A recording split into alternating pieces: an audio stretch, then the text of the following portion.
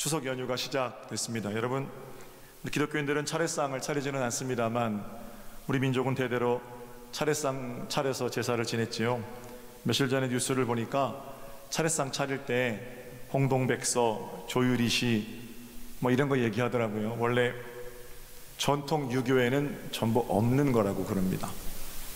그런 거 아직도 따지시는 분들 계신데 전통 유교에도 홍동백서, 조유리시 이런 말은 안 나온대요. 1969년도부터 사람들이 만들어낸 말이 역으로 사용되기 시작했다고 그럽니다.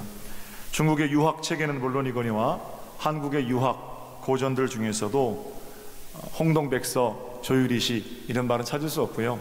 오히려 정성껏 형편에 따라 조상들께 감사하는 마음으로 음식을 준비하라 이렇게 써 있다고 그래요. 굉장히 좋은 발견인 것 같고요. 그게 맞는 것 같습니다. 우리 기독교인들은 역시 제사상 차리지 않지만 정성껏 음식을 준비합니다. 가족들을 사랑하는 마음으로 준비한 음식을 나누고 지난 1년간의 삶을 되돌아보고 서로를 축복하고 그렇게 합니다. 그렇게 하기에는 예배보다 더 좋은 것은 없지요.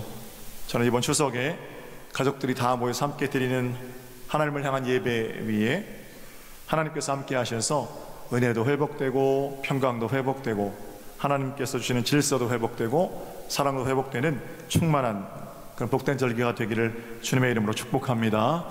참고로 1949년부터 우리나라는 추석을 공휴일로 지정했다고 그래요. 그날은 하루, 그 기원이 정확하지 않지만 삼국사기 이런 데 보면 인터넷 찾아보니까 부녀자들이 음력 7월 15일 날부터 모여서 한 달 동안 이제 길싸움을 한답니다. 그래서 그 직무를 직조해서 8월 15일이 되면 음력 한 달 동안 그 누가 잘 짰나 심사를 해가지고 진 편이 이긴 편을 위해서 떡하고 술을 항상 대접하고 그리고 이제 그들은 그걸 즐기고 이 직무를 길쌈에서 짜서 그렇게 지내는 절기로 지냈다는 유래가 있네요. 어쨌든 그 더도 덜도 말고 한가위만 같아라 풍성함이 온 누리에 가득했으면 좋겠습니다.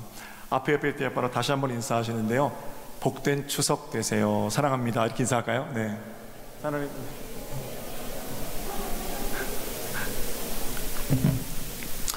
오늘은 오후 예배 없습니다. 가정에 돌아가셔서 주보 칠면 참조하시면 함께 예배하는 예배사가 있거든요. 추석날 아침에 다 같이 모이셔서 예수 그리스도 사랑을 나누는 복된 예배 드리셨으면 좋겠고요. 자, 오늘 말씀의 제목은 행복한 가정입니다.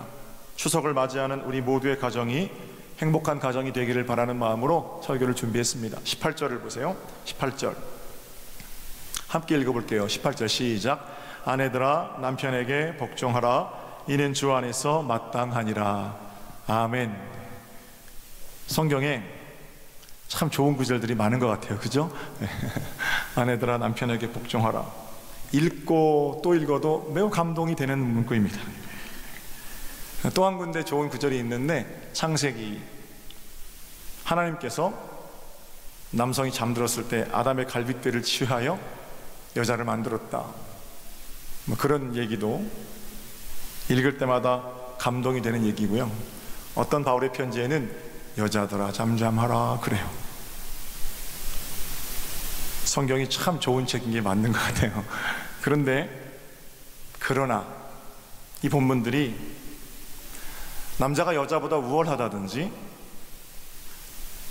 여자는 남자의 소유라든지 하나님의 창조 질서 가운데 하나님, 남자, 여자, 짐승 이런 위계가 있다라든지 가부장적인 남성의 권위, 차별을 보장한다든지 그런 근거가 되지는 못합니다. 하나님은 자기의 형상을 따라 남자를 만드신 것이 아니라 사람을 만드셨습니다. 창세기 1장 27절에 하나님께서 자기의 형상을 따라 남자와 여자를 창조하시고 분명히 그렇게 기록되어 있지요. 가부장적인 문화는 남자와 여자를 자꾸 위아래로 세우려고 하지만 성경은 그렇지 않습니다. 하나님 아래에 남녀가 병렬로 서는 겁니다. 서로 돕는 자로 세워졌음을 기억하는 것이 성경이 전하고 있는 이야기입니다. 안타까운 것은 대한민국의 개신교 어떤 교단들은 아직도 여자에게 목사 안수를 주지 않는 교단들도 있고요. 제가 비난하려고 하는 게 아니라 좀 문제가 있다라고 생각하는 거예요.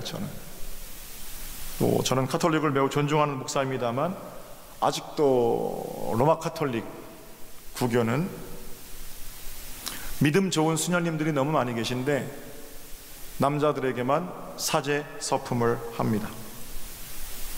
다른 교단, 다른 교파 이야기할 것 없이 개신교 중에서 최초로 여자 목사 안수 제도를 받아들인 위대한 감리교회마저도 70%가 넘는 여성 신자의 비율에도 불구하고 교회 중직들은 거의 남자들입니다. 목사가 그렇고 장로가 그래요. 장로님들이 잘못한다 이런 얘기가 아니라 성비의 구성으로 보자면 여전히 개선의 여지가 아주 많다라는 겁니다. 이런 차원에서 오늘 본문 아내들이여 남편에게 복종하라, 이 말씀은 어떻게 읽어야 합니까? 이제까지 해오던 대로 남성 중심의 교회, 남성 중심의 사제직, 남성 중심의 장로직 또는 남성 중심의 가정, 이런 것들을 보증하는 본문입니까? 이런 뜻 아닙니다. 만약에 이 말씀이 문자 그대로 참이라면, 그래서 여자는 무조건 남자가 하라는 대로 해야 한다면 여기 앉아 계신 여자분들은 대부분 이 말씀을 제대로 지키고 살지 못하십니다. 제 말씀이 틀렸나요? 남편이 하라는 대로 다 하면서 사십니까? 아니잖아요. 그렇다면 아내들에게 남편에게 복종하라, 이 말씀을 어떻게 읽어야 됩니까? 그렇게 못하는데 무조건 복종해야 한다, 이렇게 우격다짐으로 우리에게 넣어주시는 말씀인가 하는 질문입니다. 그 아래 한 절만 더 읽어볼게요. 19절입니다. 19절.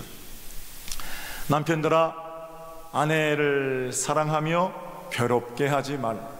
18절 19절을 함께 좀 띄워주세요. 가능합니까? 네, 다시 한번 같이 읽어볼게요. 둘이 시작. 아내들아 남편에게 복종하라, 이는 주 안에서 마땅하니라. 남편들아 아내를 사랑하며 괴롭게 하지 말라. 저는 이 말씀을 18절 19절 짝으로 함께 읽습니다. 함께 읽으면 이 본문은 이런 내용이 됩니다. 아내들아 너를 사랑하고 너를 괴롭게 하지 않은 남편의 명령, 거기 순종해야 한다.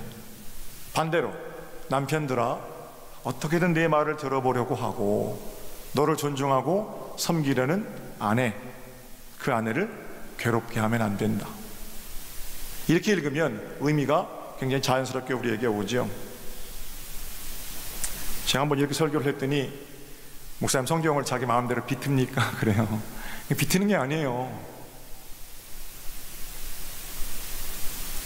하나님께서 우리에게 주신 명령, 그 명령의 문구 이면에 명령을 명령되게 한 그 명령의 정신, 과연 그것이 무엇인가 하는 것을 헤아려서 조금 더 깊게 읽어보자라는 겁니다.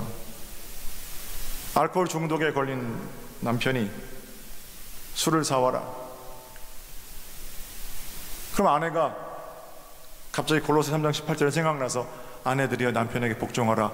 예, 사다 드리지요. 이게 문자적으로는 맞잖아요. 그러나 그렇게 할 수 없지요. 도박 중독에 걸려있는 남편이 친정에 가서 그 친정아버지 땅 담보로 돈 좀 빌려와라. 아내들이여 남편에게 복종하라. 예, 남편 말씀이니 복종하죠. 그럴 수는 없잖아요. 그런 명령은 표면적으로 불복종하는 거지만 안 지키는 것이, 그런 명령이나 부탁은 지키지 않아도 됩니다. 그런가 하면 내가 무슨 말을 하면 귀뚱으로도 안 듣는 아내, 그 아내 어떻게 사랑합니까? 내가 출근을 하는지 퇴근을 하는지 들어왔다 나가는데 사람 대접도 안 해주는 아내를 어떻게 남편이 사랑할 수 있으며 어떻게 그 완력 가지고 괴롭게 하지 않을 수 있겠느냐 말입니다. 그러므로 이 본문은 무조건 문자가 참이어서 지키지도 못할 문자에 대한 율법의 어떤 무거운 명령이 아니라 짝으로 읽는 것이 훨씬 더 우리에게 유익하다, 저는 그렇게 생각합니다. 자기 생각만 하면, 아내 입장, 남편 입장만 생각하면 이 말씀을 통해 행복할 수가 없어요. 더 무거워지기만 하지요. 이 빌 클린턴 대통령은 정치를 매우 잘했죠. 그런데 아주 소문난 바람둥이입니다. 그 빌 클린턴의 부인이 힐러리 클린턴입니다. 빌과 힐러리가 하루는 자동차를 몰고 어디를 가다가 주유소에서 이제 가스를 넣는 장면이에요. 그런데 빌이 그랬대요, 힐러리한테. 주유소 가스 넣는 그 사람을 보니까 힐러리 자기 부인의 옛 남자친구인 거예요. 그래서 빌이 힐러리에게, 여보, 당신이 나를 안 만났으면 지금쯤 아마 주유소 사장 부인하고 있을 거야. 비꼬는 거죠. 너는 나를 잘 만나가지고 영부인이나 한다, 뭐 이런 얘기거든요. 힐러리가 그 얘기를 듣고 있다가 빌한테 이렇게 말했대요. 아니에요, 내가 저 사람과 결혼했으면 내가 주유소집 부인이 되는 게 아니라 저 사람이 미국 대통령이 됐을 거예요. 그러더래요. 남자 여자 하기 나름입니까? 여자도 남자 하기 나름입니다. 부디 자기 기준에서 남편도 판단하고 아내도 판단하고 그러기보다는 아내의 마음도 헤아리고 남편의 마음도 헤아리고 순종하고 사랑하려고 애쓰는 복된 가정, 이번 추석에 서정교회에 속한 모든 성도들의 가정이 되시기를 우리 주님의 이름으로 축복합니다. 명절 지나면 법원에 이혼 소송이 그렇게 늘어난대요. 저는 이번 추석 지나고 우리 교회 속한 430 가정들 중에서 법원으로 가는 이가 없기를 주님의 이름으로 축복합니다. 당신이 나 안 만났으면 이 정도 살 수 있을 것 같아? 이거는 마귀가 주는 마음이에요. 마귀가. 나는 당신 안 만났으면 아무것도 아닐 거야. 하나님이 주시는 마음입니다. 할렐루야. 네. 그 다음 구절이 20절이거든요 20절. 자녀들에게 하는 부탁이에요. 자녀들아, 모든 일에 부모에게 순종하라. 이는 주 안에서 기쁘게 하는 것입니다. 이 말씀도 역시 짝으로 읽어야 됩니다. 21절에 아비들아, 너희 자녀를 노엽게 하지 말지니 낙심할까 함이라. 수요일에는 저희 교회가 잔치집이 됩니다. 서정교회 성도들은 참 잘하고 계세요. 제가 설교를 하기 위해서 우리 교회 교인들을 1살부터 100살까지 쭉 이렇게 일렬로 세워보니까 가운데가 몇 살이냐면 55세예요. 저희 교회 900명 입교인들 가운데에서 1살부터 100살까지 55세. 그 얘기를 했더니 어떤 분이 10년 내에 위기가 올 겁니다, 이렇게 말씀하시더라고요. 물론 저는 그 말씀이 어떤 의미로 제게 들려주시는 말씀인지는 압니다. 오래 사시게 되고 아이들 낳지 않으니까 점점 더 고령화, 노령화가 진행이 되겠죠. 효율성으로 보자면 그건 위기가 맞습니다. 생산인구 줄어들고 소비인구 늘어나니까 심각한 위기가 오겠죠. 그런데 저는 그렇게만 생각하지는 않습니다. 대한민국이 직면할 초고령화 사회는 오히려 어느 누구도 해내지 못했던 노인 공경의 모델을 만들어낼 수 있는 또 다른 찬스입니다. 저는 우리 서정교회 성도들의 가정이 고령화 사회에서 효용성, 돈, 능력 이런 것 중심으로 서로를 비난하고 서로를 원망하고 책임을 떠넘기는 그런 공동체가 아니라 오히려 노인을 바르게 섬겨낼 수 있는 좋은 기회로 삼는 어르신들이 최고로 행복한 그런 교회가 되었으면 좋겠습니다. 자녀들아, 너희 부모를 주 안에서 순종하라. 이는 주 안에서 기쁘게 하는 것이라. 주님께서 그 일을 기뻐하신다라고 말씀하십니다. 신방하다 보면 마음 아플 때가 있습니다. 다른 사람들한테는 그렇게 잘하시는데 자기 부모한테는 너무 소홀하신 분들이 계셔요. 꼭 들려드리고 싶은 얘기가 있는데요, 그 자녀들이 다 봅니다. 더 무서운 거는 그 지켜본 자녀들이 그대로 합니다. 자녀 때문에 내가 지금 가슴 아픈 일을 겪고 있다?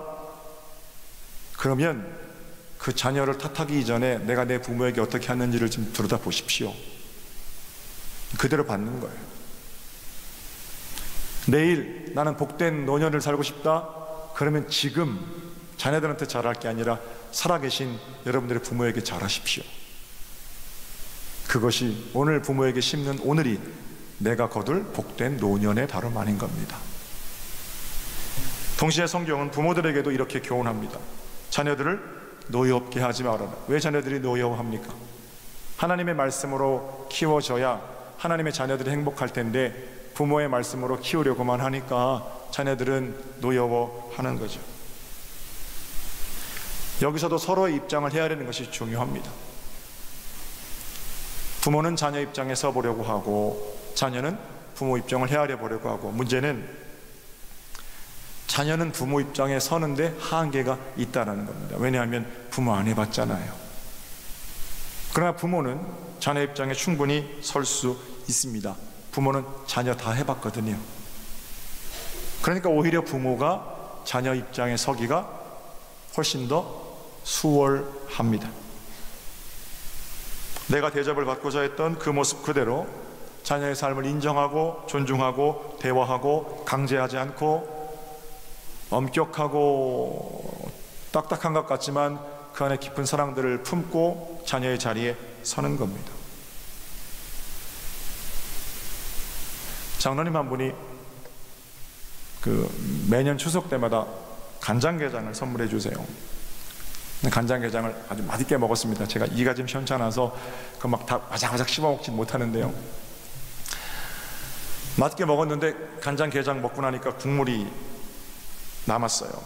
그래서 간장이 남아서 간장 버리기가 아까워서 걱정하고 있는데 또 어떤 권사님이 게를 또 마침 선물해 주셨어요. 게를 잘 와이프가 손질해 가지고 이제 게를 놓고 간장게장을 또 간장을 더 넣어서 팍팍팍 끓인 다음에, 간장게장 넣을 때는요 그 간장게장 식혀야 됩니다. 아주 차갑게 식혀서 이제 게에다가 간장을 붓는 그런 일만 하면 됩니다.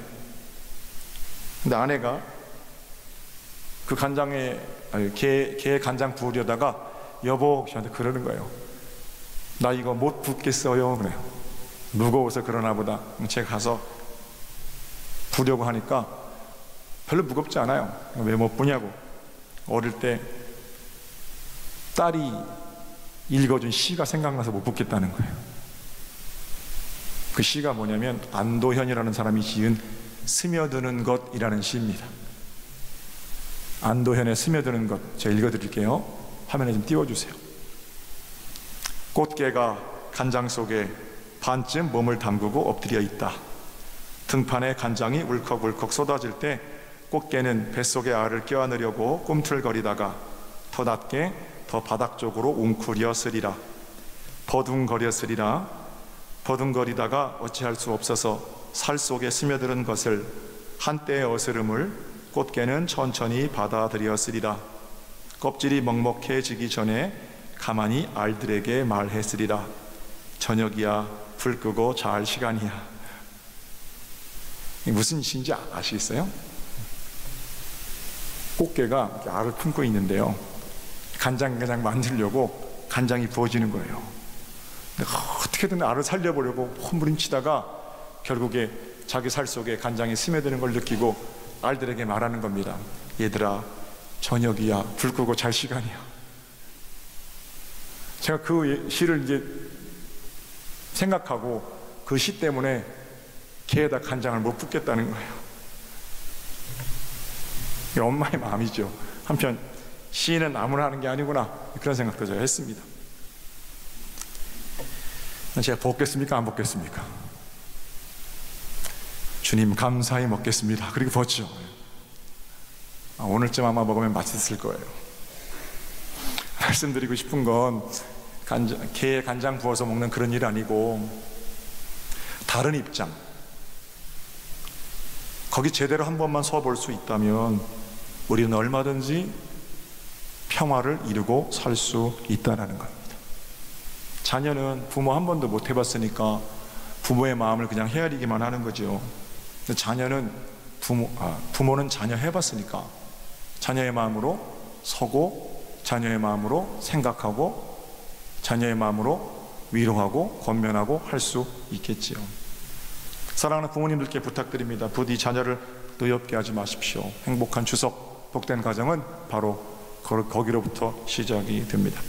마지막 종과 성전과의 관계도 짝으로 읽으면 좋겠어요. 종은 주인을 위해서 충성을 다하고 주인은 종처럼 부리는 게 아니라 주께 하듯 그렇게 자기 종들을 대접하고, 이런 것이 아름답고 원만한 관계를 이루는 길이겠죠. 사랑하는 성도 여러분, 여러분과 저는 자유를 가지고 있습니다. 우리에게는 모든 자유가 허락되었습니다. 그러나 모든 자유가 허락되었다고 할지라도 우리에게 사람을 미워할 그런 자유는 없습니다. 모든 피조물에는 하나님의 형상이 있고, 사람을 미워한다는 것은 모든 피조물 가운데 있는 하나님의 형상, 하나님을 거부하고 미워하는 것이기 때문입니다. 문제가 많은 남편, 문제가 많은 시댁, 내 남편이고 내 시댁일 수 있습니다. 반대로 문제가 많은 아내, 문제가 많은 처갓집, 내 아내고 내 처갓집일 수 있습니다. 문제가 많은 교회, 내 교회일 수 있습니다. 그러나 하나님께서 내게 맡기신 것이 맞다면 그건 나를 통해서, 내가 거기 살아있으므로, 내가 거기 아내와 남편의 역할을 다함으로 하나님께서 어떤 문제를 해결해 보시겠다는 하나님의 일하심이 됩니다. 좋은 남편, 좋은 아내, 좋은 부모, 좋은 자녀 되는 길은 상대방 안에서 문제를 발견하고 그 문제를 뜯어 고치는 것이 아니고, 나를 성찰하고 내 안에서 이루어진 하나님의 은혜를 전하며 사는 것이, 내 잔에 넘치나이다 부어주시는 은혜로 그렇게 풍성함을 끼치면서 하는 것이 좋은 아내, 남편, 부모, 자녀 되는 길입니다. 다른 집 자식들은 다 괜찮아 보이는데 얘들은 왜 이럴까 천만에요. 똑같은 소리 합니다. 다른 집 부모들은 하나도 안 그런데 왜 우리 아버지 어머니는 그럴까? 자기를 돌아보셔야죠. 내 안에서 문제를 발견하는 동안 평화는 우리 것이 되고, 다른 것들 안에서 문제를 발견하는 동안 평화의 길은 여전히 요원합니다. 내 아들 내 딸이어서 고맙고, 공부는 바닥이지만 체력은 강철이어서 고맙고, 몸은 좀 약하지만 너는 나를 이해해줘서 고맙고, 너는 가난하지만 하루에 한 번 꼭 전화하니까 고맙고, 너는 전화는 무심해서 그렇게 안 하지만 용돈 많이 갖다 주니 고맙고, 여러 가지 감사한 이유들을 찾게 되면 가난하지만 하나밖에 없는 내 아버지, 내 어머니시기 때문에 고맙고, 그제서야 그 감사의 고백 위로 사랑하는 자녀들이 바르게 감사할 줄 아는 자녀로 응답하겠지요. 따라해보세요. 주께 하듯 하라. 주께 하듯 하라. 사도 바울이 골로새 교회에 행복한 가정을 이루기 위해서 하는 권면의 핵심입니다. 그 안에 계신 예수 그리스도, 그분을 대접하는 마음으로 만나는 거예요. 어느 마을에 아주 품성이 고약한 며느리가 살고 있었답니다. 남편하고 마주하면 남편에게 왜 당신 어머니는 죽지도 않아? 이 말을 말끝 달고 사는 여자였어요. 남편은 현명한 사람이어서 자기 엄마와 아내 사이에서 어느 편도 들지 못하고 속을 태우고 있었답니다. 그러다 결국 남편이 지혜를 짜냈습니다. 여보, 나도 당신 고생 안 시키려고 우리 어머니가 빨리 돌아가셨으면 좋겠어요. 그런데 정정하시던 분이 갑자기 돌아가시면 우리가 독살한 것으로 소문이 날 테니까 내가 어디 물어보니까 좋은 방법이 있답디다. 지금부터 100일 동안 어머니 좋아하시는 달걀 그 정성스럽게 요리해서 드리면 콜레스테롤 수치가 올라가서 엄마가 100일 뒤엔 틀림없이 죽는다고 얘기 들었다는 거예요. 알아차리지 못하게 달걀 100개를 최고 좋은 상품으로 준비해서 정성껏 요리를 해드리지요. 매일 지극정성으로 이 며느리가 자기 시어머니에게 달걀 요리를 대접했습니다. 마침내 100일째가 되는데 며느리가 통곡을 합니다. 어머니가 돌아가신 게 아니에요. 사연인즉슨 갑자기 변한 며느리의 태도에 시어머니가 놀랍니다. 저게 구박이나 하더니 웬 달걀 요리인가. 한 일주일 하다 말겠지. 30일이 지나도 계속 맛있는 달걀을 가지고 오고 60일이 지나도 계속 맛있는 달걀을 가지고 오니까 이 할머니가 나가서 노인정에 가서도 세상에 우리 며느리 같은 며느리 없대.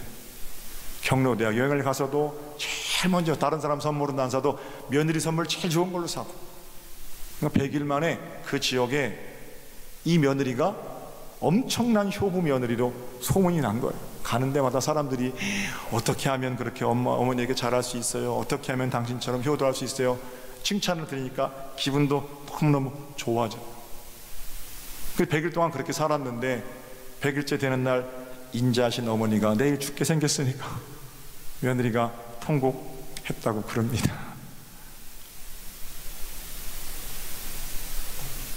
추석입니다. 무슨 일을 하든지 주님께 하듯 하는 여러분이 되시기를 주님의 이름으로 축복합니다.